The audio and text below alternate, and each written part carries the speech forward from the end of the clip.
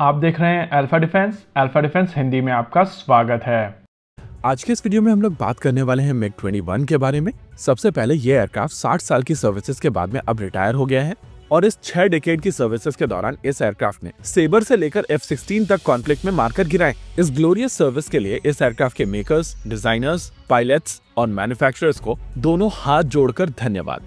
अब यह एयरक्राफ्ट जब रिटायर हो चुके हैं तो क्वेश्चन निकल कर आ रहा है कि क्या इन एयरक्राफ्ट को ड्रोन्स में कन्वर्ट नहीं किया जा सकता है। देखिए, इस समय भारत के पास में डिसेंट नंबर में मिग 21 मौजूद है। हालांकि एयरक्राफ्ट 60 साल पुराने हैं, लेकिन अभी भी बहुत सारे एयरक्राफ्ट फ्लाइट वर्दी हैं और इसी वजह से ये क्वेश्चन पूछा जा रहा है कि क्या इन एयरक्राफ्ट को अनमैन प्लेटफॉर्म बनाकर लॉयल विंगमैन ड्रोन के तौर पर यूज नहीं किया जा सकता है। देखिए, ऐसा नहीं है कि पहली बार इस तरीके की कॉन्वर्सेशन शुरू हुई है। मिग 21 और मिग 27 को लेकर ये कॉन्वर्सेशन काफी पहले से चल रही है और क्योंकि इन एयरक्राफ्ट को भारत में HAL ने असेंबल किया था, इस वजह से इन एयरक्राफ्ट को लेकर नो हाउ भी भारत में मौजूद है। एरो इंडिया के दौरान जब भारत ने अपना खुद का ममटी प्रोग्राम अनवील किया था तो वहाँ पर कई सारे कॉम्पोनेंट्स हम लोगों को देखने मिले थे।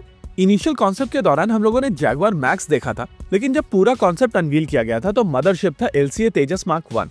इस पूरे पैकेज का सबसे इंपॉर्टेंट कंपोनेंट था कैट्स वॉरियर। कैट्स यानी कि कॉम्बैट एयर टीमिंग सिस्टम कई अलग अलग कंपोनेंट से मिलकर बना हुआ है और इसमें यूज होने वाला loyal wingman drone cats warrior कहलाता है। कैट्स वॉरियर का पहला प्रोटोटाइप बनकर तैयार है और माना जा रहा है कि इस साल के अंत तक ये अपनी पहली उड़ान भर लेगा। वैसे इसकी इंजन फायरिंग टेस्टिंग हो चुकी है। इस पैकेज का दूसरा कंपोनेंट था कैट्स हंटर। बेसिकली ये एक स्टेल्दी क्रूज मिसाइल सिस्टम था जिसमें स्वामिंग की कैपेबिलिटी ऐड की जाएगी और इसको लेकर भी मेटल कटिंग हो चुकी है। कैट्स इन्फिनिटी की अगर बात की जाए तो ये एक सूडो सैटेलाइट है और न्यू स्पेस रिसर्च और NAL दोनों के अपने स्केल्ड प्रोटोटाइप ऑलरेडी अपनी पहली उड़ान भर चुके हैं। इसके अलावा कैट्स अल्फा की भी टेस्टिंग चल रही है और उस हिसाब से अगर देखा जाए तो भारत के मैन मशीन टीमिंग कंपोनेंट्स धीरे धीरे तैयार हो रहे हैं और प्रोग्रेस काफी अच्छी है। वैसे कैट्स फैमिली का एक और कंपोनेंट है जिसके बारे में बहुत कम बात होती है। कंपोनेंट का नाम है ओमका, यानी कि ऑप्शनली मैन्ड एयरक्राफ्ट। ओमका को लेकर आइडिया था कि किसी भी मैन्ड एयरक्राफ्ट को आप ऑप्शनली अनमैन्ड कन्वर्ट कर सकते हैं और फिर उसको जैसे चाहें वैसे यूज कर सकते हैं। इस कॉन्सेप्ट को प्रूव करने के लिए HAL की तरफ से एक किरण एयरक्राफ्ट को मॉडिफाई किया गया था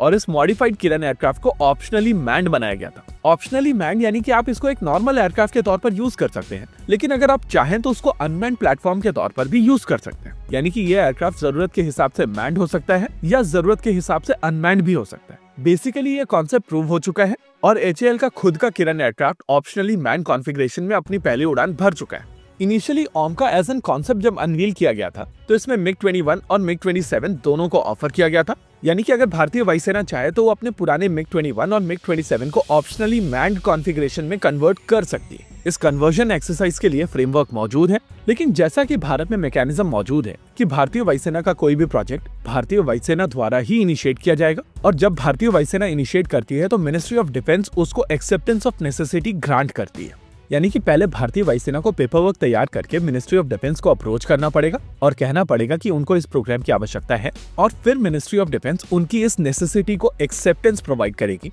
जिसके बाद एक्सेप्टेंस ऑफ नेसेसिटी ग्रांट होगी। वैसे इस प्रोग्राम को देखने के दो तरीके हैं। अगर आप प्रैक्टिकली देखें तो आपके पास में एयरफ्रेम्स ऑलरेडी मौजूद हैं और उनको मॉडिफाई करके ऑप्शनली मैन्ड एयरक्राफ्ट के तौर पर यूज करना एक कंपैरेटिवली आसान सॉल्यूशन है। लेकिन मिग 21 और मिग 27 पुराने एयरक्राफ्ट हैं और इनकी लाइफ साइकिल कॉस्ट कंपैरेटिवली काफी ज्यादा होगी। इसकी तुलना में अगर आप कैट्स वॉरियर को देखें तो इनको छोटे एफिशिएंट इंजन से पावर किया जाता है। ये प्लेटफॉर्म स्टेल्दी भी है और इसी वजह से ओवरऑल एयरक्राफ्ट की कॉस्ट भी कंपैरेटिवली कम होगी। इंटरेस्टिंगली इसकी मेंटेनेंस कॉस्ट भी काफी कम होगी। इसके अलावा ओवरऑल लाइफ साइकिल कॉस्ट भी काफी कम होगी और इसी वजह से कैट्स वॉरियर ज्यादा सेंस बनाता है। ओवरऑल अगर भारतीय वायुसेना चाहे तो यहाँ पर ऑप्शन मौजूद है, लेकिन अगर लाइफ साइकिल कॉस्ट को कंसिडर किया जाए तो कैट्स वॉरियर एक बेहतर सॉल्यूशन है। इसी के साथ आज के इस वीडियो में रखते हैं केवल इतना ही। वीडियो को अंत तक देखने के लिए धन्यवाद। देखते रहिए अल्फा डिफेंस। जय हिंद।